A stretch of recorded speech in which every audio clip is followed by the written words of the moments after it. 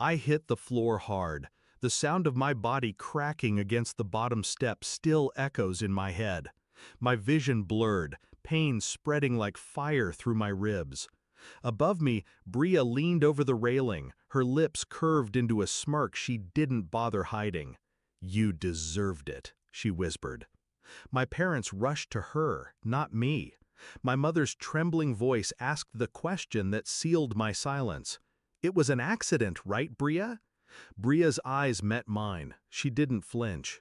Yes, she slipped. I wanted to scream, but the pain swallowed my voice whole.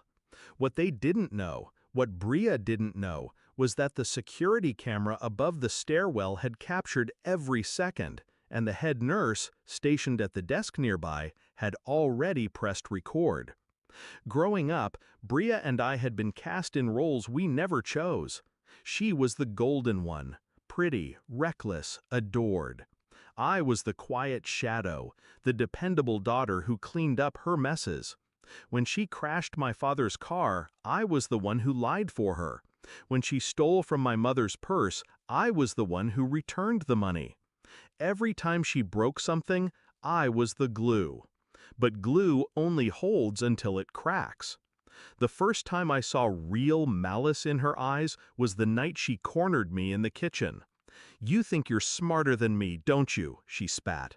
"Always so perfect, always so good. But no one actually cares about you. They care about me."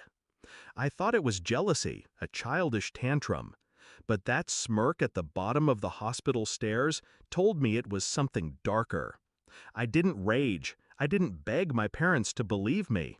I stayed silent, letting them cradle her as if she were the one bleeding. That's when clarity set in. They had chosen their side long ago. Fine, let them. I would show them what it meant to overlook me. 2 weeks in that hospital bed gave me time. Time to breathe through the pain. Time to plan. The footage was in the hospital system, too sensitive to delete, too damning to ignore. I requested a copy through the head nurse, framing it as insurance for liability. She didn't ask questions. She slipped me the file quietly, her knowing eyes a promise of discretion. From there, it was methodical. First, I secured an external hard drive. One copy for me, one tucked safely into a lawyer's office under my name. No one could erase what Bria did now. Second, I waited. Timing mattered. If I exposed her too soon, they'd dismiss it as misunderstanding. No, I needed Bria comfortable, arrogant, careless. So I smiled when she visited my hospital room, feigning weakness. She leaned close once, whispering, "Next time, maybe I'll make sure you don't get up." Her mistake. She thought I was still the glue. My discharge day came. They all stood there, Mom, Dad, Bria. She held balloons. My parents held relief. I held silence. But the silence was not empty. It was loaded. I played my part. I returned home, stayed quiet, endured Bria's smirks and taunts. Let her believe she'd gotten away with it. And when her 21st birthday came, I gave her a gift. Not wrapped in paper, wrapped in truth. The house was filled with friends, music, and laughter. Bria was glowing, soaking in attention like sunlight. I stood in the corner, quiet as always. When the moment was right, I excused myself to the living room TV, slipped in a USB, synced it to the speakers.